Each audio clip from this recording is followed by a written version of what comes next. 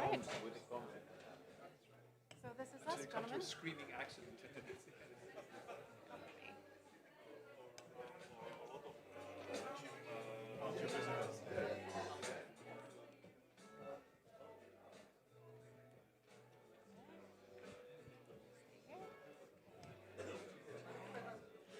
Hi, everyone. Welcome to the Politico Speakeasy. Thank you so much for those of you who have been here throughout the day. What an incredible crowd. Thank you, guys. Applause. Thank you. We also thank those who are joining online as well. I'm going to ask for your full attention coming up here because we have another excellent conversation geared up for you. And in order to introduce our special next guest, I'm going to welcome back to the stage my colleague Jan Chinsky. And so please give them a round of applause.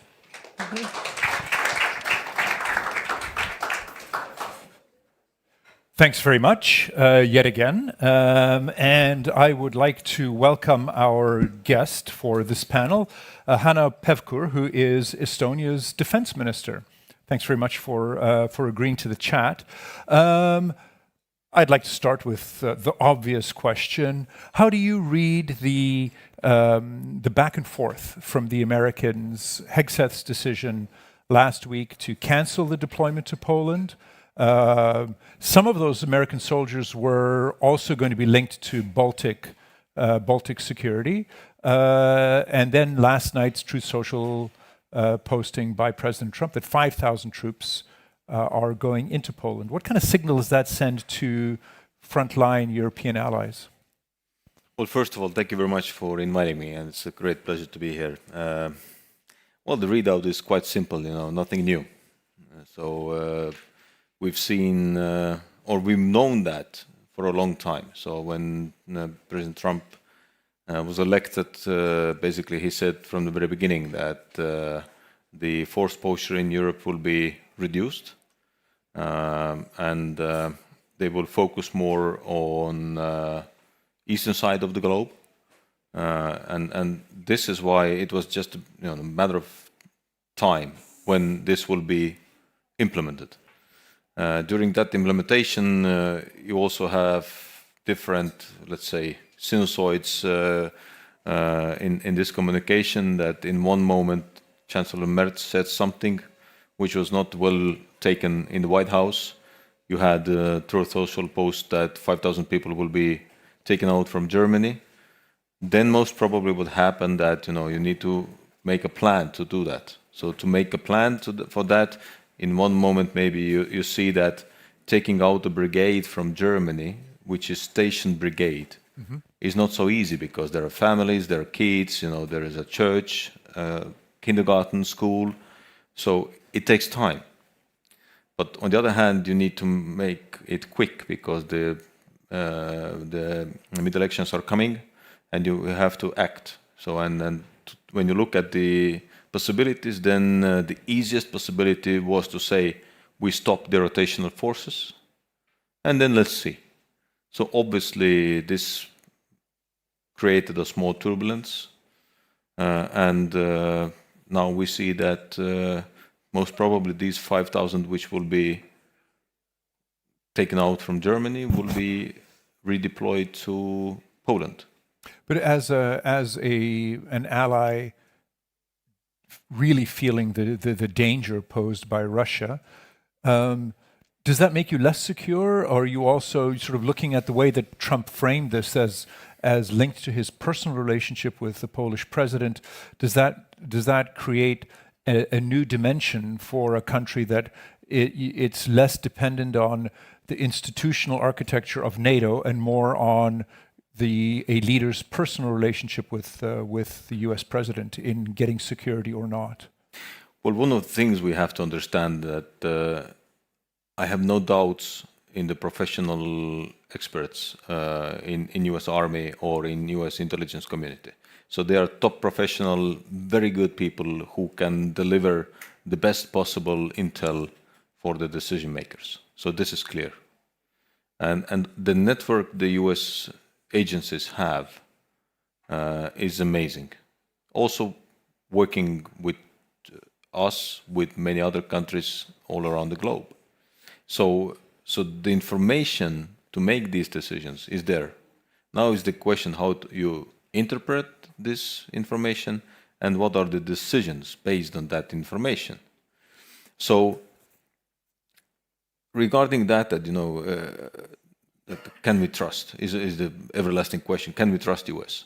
This is the core question. I mean, yeah, but my answer is very simple. Yes, we can. So you're confident if the Russians ever attack, the Americans have your back. Well, this is the only thing I've been hearing from the Secretary Hexet, from President Trump, that US is a solid ally to NATO, and NATO is important.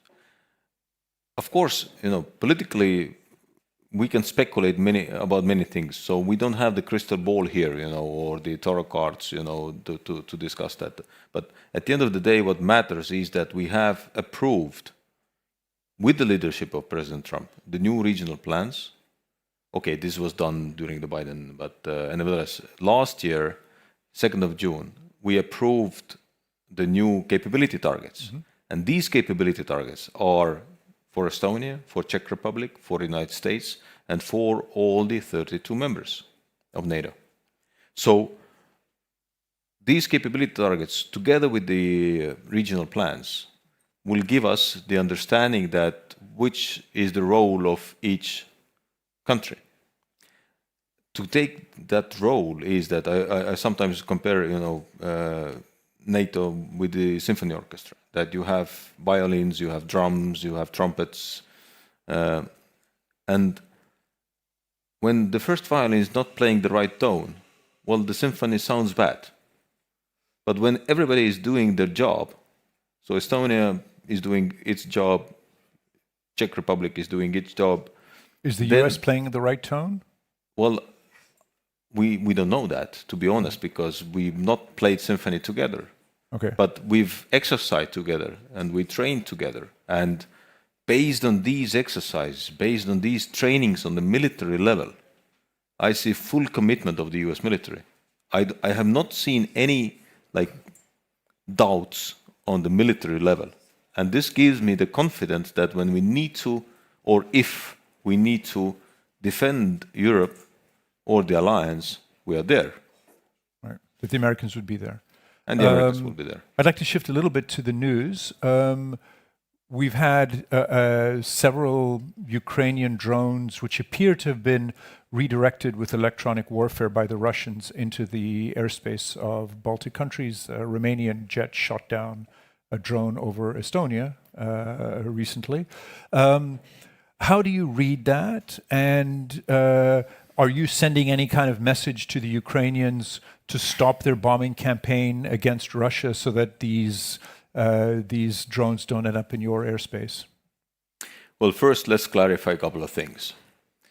I hear here and there the Russian narrative that NATO countries have allowed to use their airspace for attacking them. For attacking Russia. Let me be very, very clear. This is, okay, we need to be polite, so this is not right. So this is wrong. We have never given Estonian airspace, Latvian airspace, Lithuanian airspace, Finnish airspace is our airspace. Secondly, Ukraine has never asked to use our airspace. And thirdly, to be honest, Russians don't care if they want to say something. Now coming to the incidents. Of course, we have signalized the Ukrainians that when you plan something like that, then plan so that nothing ends up in NATO's territory. Are they able to guarantee that? Unfortunately not, because Russia is using heavily the electronic warfare. At this very moment, as we're sitting here, there is a military exercise with 12,000 troops in Estonia, very close to the Russian border. The reality is that during that exercise, we've seen a lot of Russian electronic warfare interference to our airspace. So basically, we have the NATO exercise, and Russia is using electronic warfare against that exercise. Do you worry that these drones appearing in your airspace will undercut Estonian public support for supporting Ukraine? As long we are very clear, and we need to be transparent and clear about that, that the reason behind that is the Russian war of aggression in Ukraine. And the reason behind that is that Russia is using electronic warfare to manipulate with the data and also to impact the flight path of these drones. So do you think the Russians are trying to stop incoming Ukrainian drones, or are they purposely redirecting those incoming drones into your airspace, that it's not an accident that these things are appearing thanks to Russian planning? Well, both options can be possible because at the end of the day, there are two ways to do that. One is jamming and the other one is spoofing. So it's easier to jam. So basically what you do that you just redirect, or not redirect, but just jam the GPS and the drone doesn't know where to go. And when, let's assume that the drone is starting to fly from Ukraine and flies towards the Ust-Luga or Primorsk port, then it's enough to jam so that the drone will be off course for few degrees, and that already brings them to Estonian territory. Because when I take the flight path of those drones from the radar picture, then it seems that they are flying quite directly, which indicates that they're rather jammed than spoofed. Right. But again, we know that Russia is investing a lot of money into the electronic warfare, and also that they want to be able to spoof the drones. Do you have the capability to knock them down? I mean, that Romanian jet, again, used a very expensive missile to knock down the drone. The Ukrainians, as they've showed in their own territory and in the deals they've struck with Gulf countries, have the ability to use much cheaper equipment to knock down the drones. Are you using that? Have you talked to the Ukrainians about adapting some of their tech to your own defense needs? We're not only talking to the Ukrainians, we're working together with Ukrainians. So in that sense that our companies are working together with Ukrainian companies. And of course, we have also the interceptors, but we have to understand that there's a fundamental difference of the peacetime and wartime. In wartime, you can shoot down everything which flies. So basically the airspace is closed and you see the dot on the radar, you will go for it. During the peacetime, it's not possible because you need to have the visual identification. We cannot shoot down every dot on the radar because it might be a small Cessna with a father and a daughter in the plane. Right. So this is why we need to have the visual identification first. And secondly, when you take the Ukrainian pattern of the air defense, then it's multi-layered, which also we have the capabilities, but we are not always on that readiness level. And secondly, when you take that Ukrainians have roughly 50,000 troops every single day fighting with the drones, and even they cannot catch 15 to 20% of the drones, then that shows how difficult and how complex that is. I've been every 6 months in Ukraine, and I've been in all the command posts of, not all, but in many command posts of the air defense. And I see how difficult it is during the wartime. Not talking about the peacetime when basically you have radar picture and the easiest and the quickest option to intercept is to use the aircrafts. I'd be interested to get, Estonia is often seen as, I guess, the most vulnerable NATO country to a potential Russian attack. You've got an ethnic Russian minority living in the east near the border with Russia. The Russians have made threatening noises for years about Estonia. How ready are you for the Russians? And related to that, you've got the NATO forward deployment, the UK-led force in NATO, whose role, I guess, until now was basically acting as a tripwire. I'm getting a sense more that they are now rethinking their role and actually seeing their role as stopping and defeating the incoming Russians as opposed to retreating and waiting for reinforcements to come from the West. Could you talk a bit about that? Well, when you're asking that how ready is Estonia, then the question is that how ready is NATO?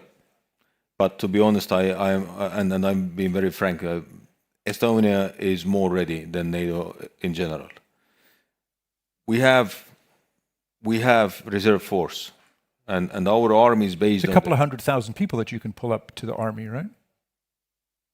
We have, on everyday basis, 4,000 active duty officers and so personnel. On top of that, our wartime structure is at the moment close to 45,000. And we've exercised that every single year. And I'm very confident that in 24, latest 48 hours, we have that wartime structure in place. That 45,000 comes together with the Territorial Defense Forces, which is the Voluntary Defense League, plus the reservists, which is 20,000. And then we have 2 Estonian brigades, 1 British brigade, and on top of that, there is an Estonian division. So, and I'm very, very confident in that. So also these 12,000 troops, which are at the moment in the Estonian forest, close to the Russian border, these are all our reservists. So we have the obligatory conscription service.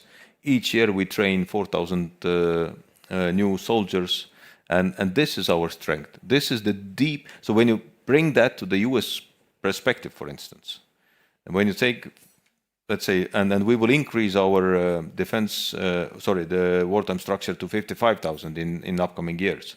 So when you take 55,000 and multiply that to 300, basically what's the ratio between Estonia and US, then the US should have close to 20 million army.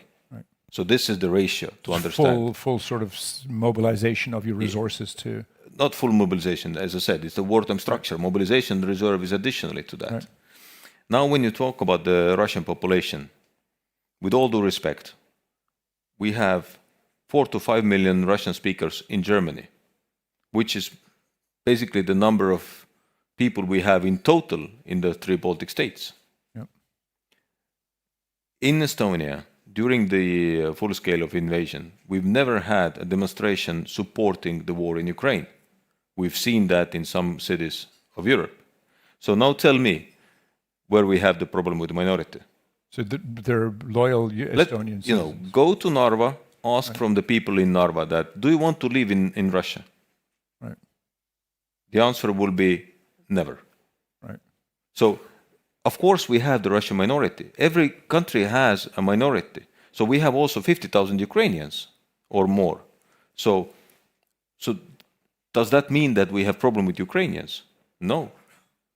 And again, it's about the possibilities and the freedoms you give to the people. When you take the Russian minority, they have all the freedoms of the European citizens. And they see at the same time what is happening in Russia. People are falling down from the balconies having a smoke.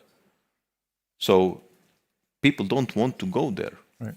So of course we are dealing with that, and integration is important, and this but also those Russian speakers who are Estonian citizens are serving in the Estonian military.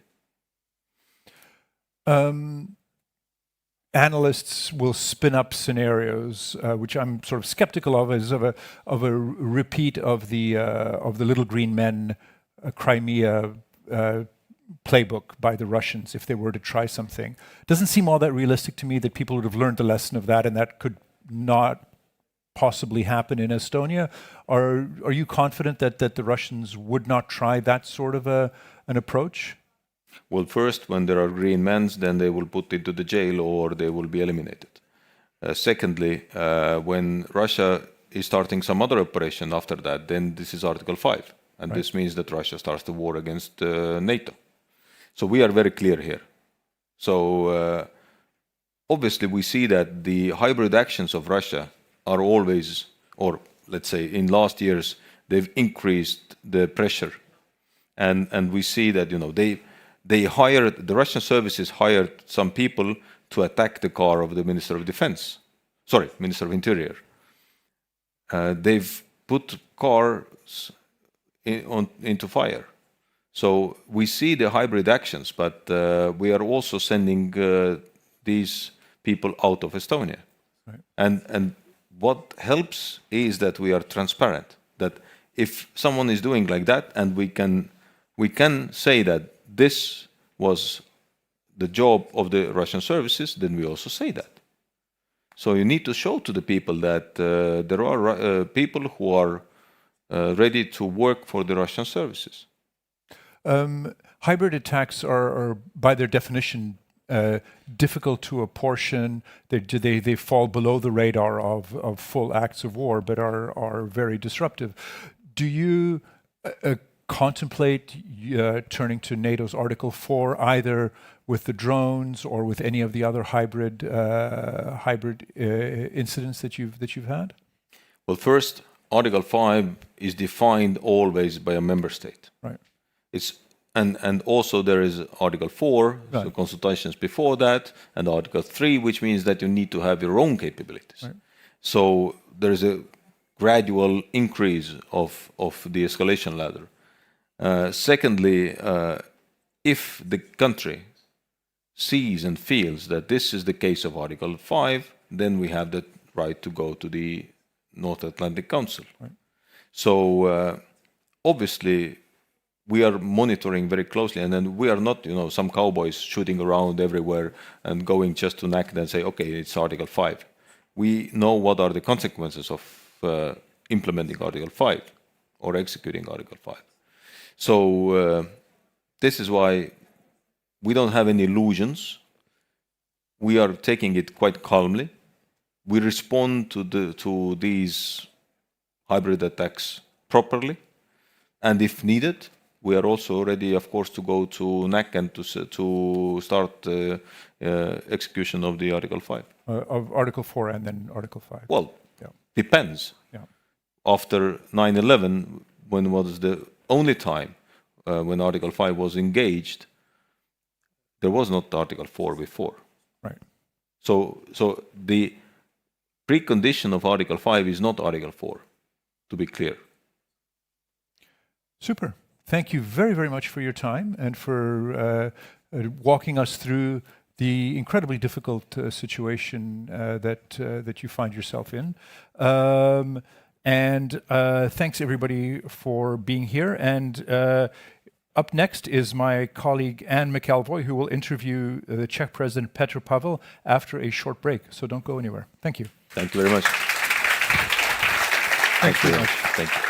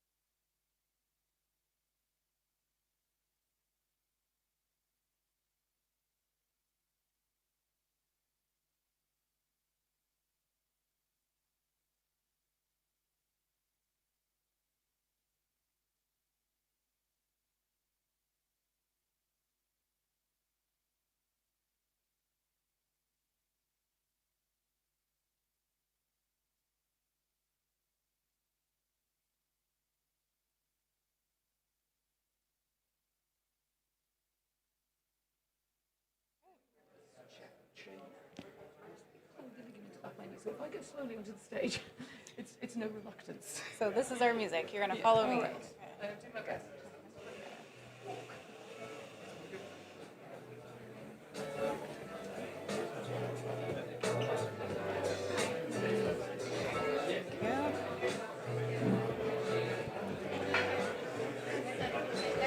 Wait right here. Great. Excellent. Amazing. Wow. Hello, everyone. Wow. Welcome to the Politico Speakeasy here at the GLOBSEC Forum. What a crowd. Thank you guys for being here. Applause. I appreciate that. Hi. I'm Christina Gonzalez. I'm the executive producer of Politico's events for Europe, and our next guest needs no introduction. We have the president of the Czech Republic, Petr Pavel. He will be in conversation with my colleague, Anne McElvoy, our executive editor for Politico, so please give them a warm round of applause. Thank you. Hi. And I thought you just came for me. It turns out that guy was like, yeah, I hired that guy. But you know, being on stage with the main player on the home team never harms. So you know, Petr Pavel, President of Czechia, welcome to the conversation here with us in the Speakeasy from Politico at GLOBSEC. So look, just to dive into this very rich content that we've been discussing here over the last 2 days, which is a lot of what I'm sure preoccupies you day in, day out. And in your opening, you talked about Europe grappling with how to strengthen resilience, to boost technological sovereignty. You were quite forward-looking, but you were also a strong defence expert in your own right over many decades and in your work with NATO and beyond.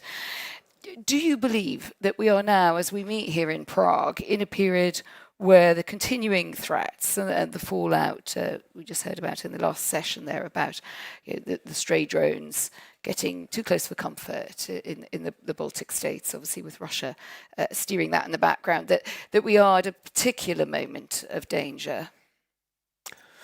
Well, there is no doubt that the risk of conflict is greater than any time before since the Second World War. Russia is now not succeeding in Ukraine, but still has a potential to disrupt, provoke, and do actions within what we call hybrid activities.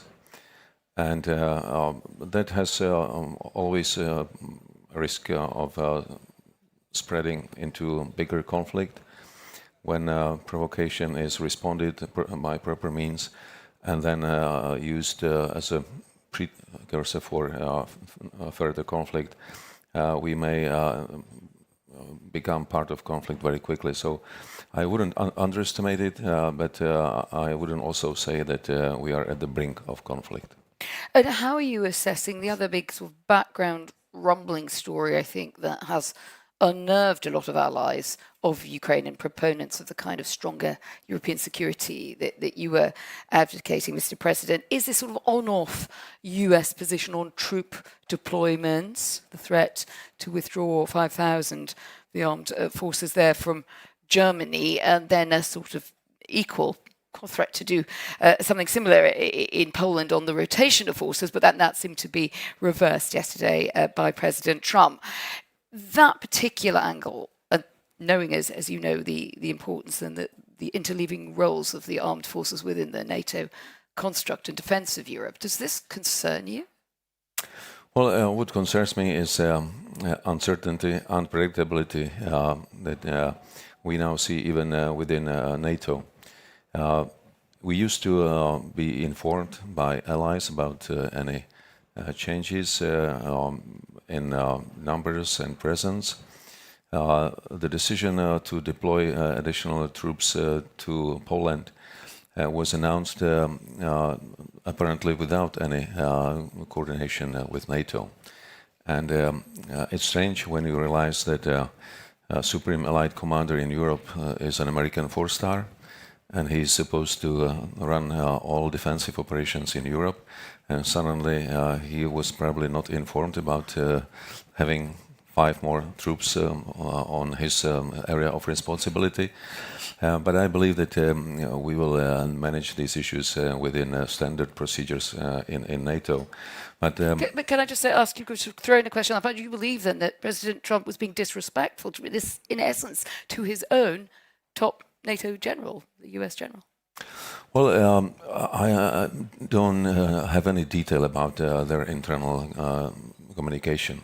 It's probable that he was informed. But official information is that that was a decision that was not expected.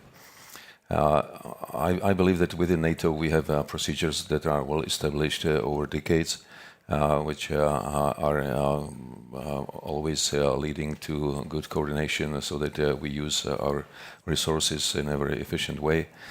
And with regard to potential further withdrawals of US troops or capabilities from Europe, they were announced repeatedly.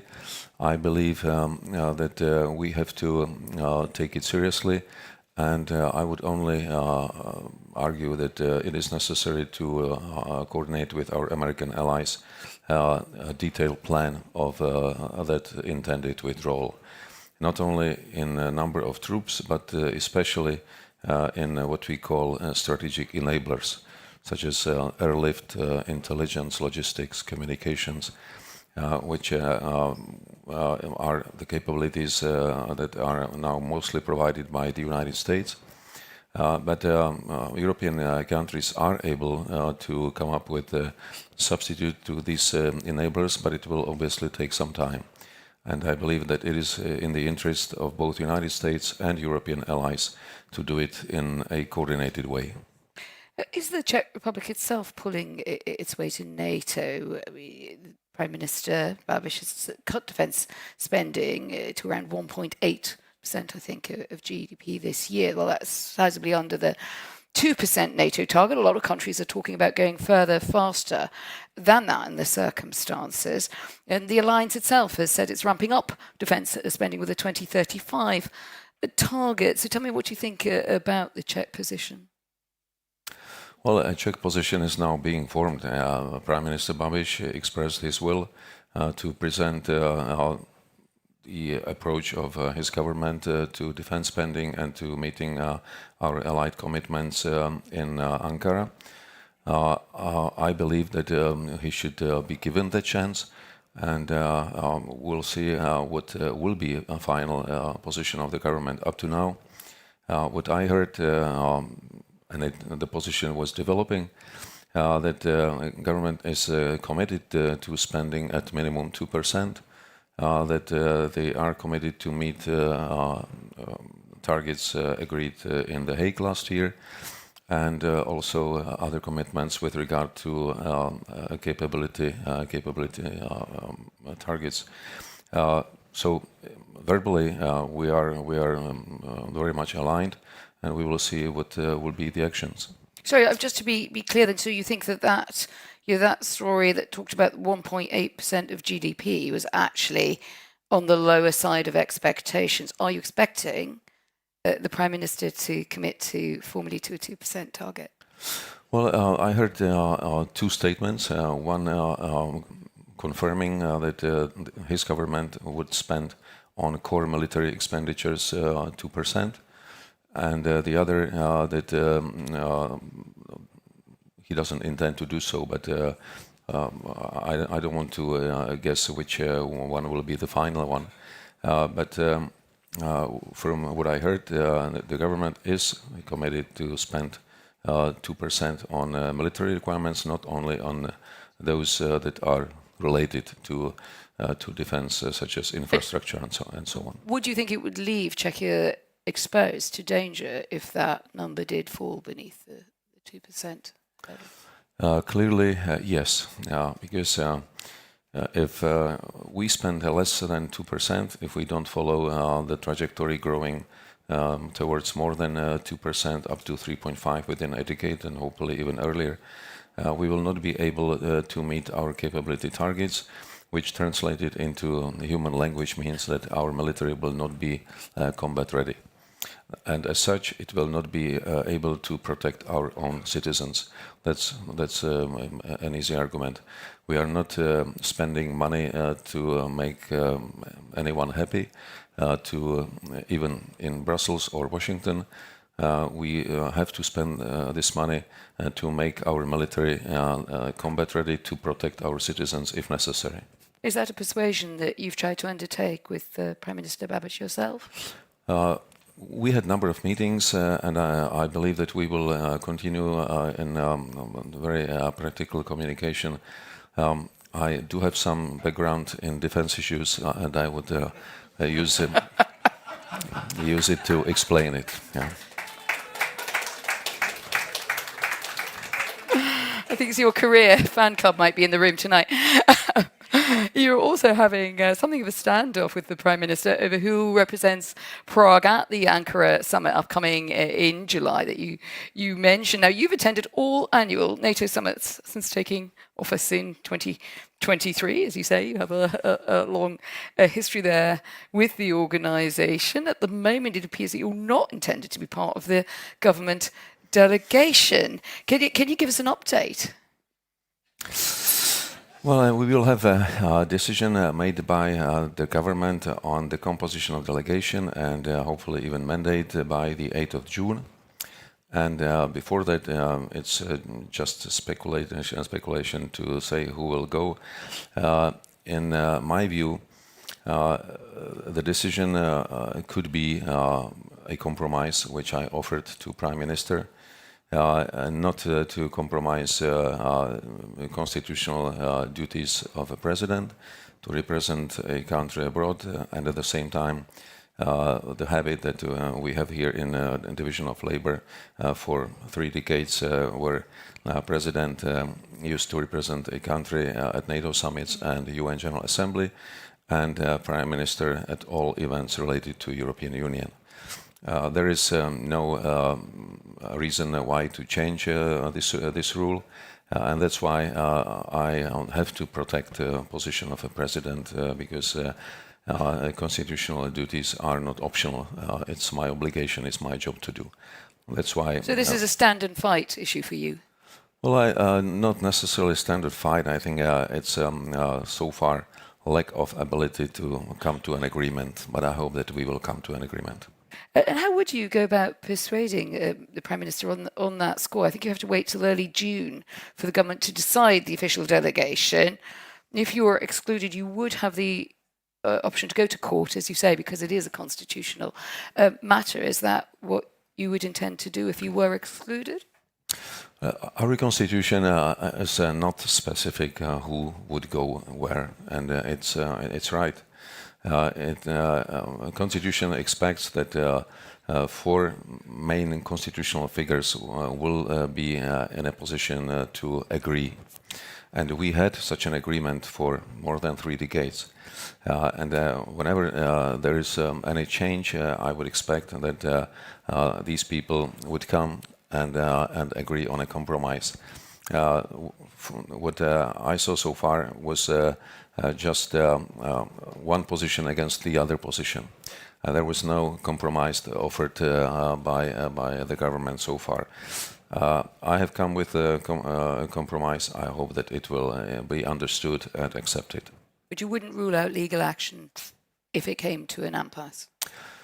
I believe it will be necessary because it is to protect the Constitution. I cannot allow reduction of constitutional powers of a president because whoever would succeed me would probably not be happy that I have reduced his room of maneuver.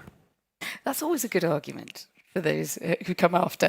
I read that you have even offered to cover the costs of attending the NATO summit. Is that the case? Politico said it must be true. Which cost do you mean? The costs, I suppose, the costs incurred of attending the NATO summit that you would offer in some way, perhaps as part of a compromise that could be possibly more appealing to Prime Minister Babiš. That you would cover costs. That costs would be allocated in a different way. I think it's just a marginal issue, and we'll be able to resolve it. I mean, the polling is quite divided on this, which I guess speaks a bit to a broader picture of politics in Czechia. 57% of Czechs would prefer Prime Minister Babiš to represent their country at the summit. 47% on your team. Does that matter? You know what public opinion says, or are we going a bit too guided by opinion polls? With all due respect to public opinion, I believe that quite a big part of the population is not well informed. And it's because they simply believe that if the government is responsible for setting and pursuing foreign and defense policy, then it's the only actor in that game. Foreign and security policy is a shared responsibility. And all constitutional institutions are taking part in that big game. Biggest part is obviously with government, but president plays its role, but also both chambers of parliament play their role, especially in parliamentary foreign policy. And I believe that this constitutional setup should be respected. It's Johnny, for me coming back to Prague. I mentioned to you as we were coming on, I was here in the Velvet Revolution and the years that followed, and then also when things became, it just seemed to be a bit of your many wonderful local specialties, but this sort of tension between the presidency and the executive power, the prime minister. It arose, of course, between Václav Havel and his prime minister Klaus. Do you have a bit of a feeling that this is history repeating itself in your relations with Prime Minister Babiš? It seems that our nation has some difficulties with authorities, and it sounds like the beginning of a sort of Czech, a Czech joke that's going to have a punchline. How is it working out at the moment in your personal relationships with Andrej Babiš? We are obviously a parliamentary system, but the role of a president is defined by constitution. There are occasionally some attempts to change this ratio of power, after we introduced a direct vote for president without changing his powers within constitution, there is a little mismatch between expectations, what president should or could do, and his real powers defined by constitution. I was voted by people. I got 3,360,000 votes, which seems to be quite a strong mandate. But obviously, that mandate is not reflected within constitution. I respect it. I try to stick to all powers as defined by the constitution, but I am not ready to withdraw from these powers. You're both strong characters, aren't you? What are your personal relations like? With the Prime Minister? With the Prime Minister, yeah. I would say realistic. That good, huh? Which means there are ups and downs. And the sentences are just getting shorter. I mean, underlying it, if we looked at, let's draw out the camera, sort of probably tormented you enough about some little local difficulties. If we draw out the camera, are we seeing, in essence, if you look in this region, and if we look here in Czechia, or something of a kind of a tension that is just going to be very hard to resolve between people like yourselves and your supporters, pro-Western, think that NATO overall is a good thing. You can argue about spending, but fundamentally take that view that that is a security order. It should step up and stay there, stay behind Ukraine. It's absolutely essential to do so. And then we've seen a lot of trends, some waxing, some waning, of more populist approaches to foreign policy. Viktor Orbán in Hungary until recently was perhaps at the head of that. I don't want to make a direct comparison there because I think Andrej Babiš has got his, is only just getting into post and will have his own way of conducting things. But do you see that tension as being one that concerns you here and in Eastern Central Europe as a whole?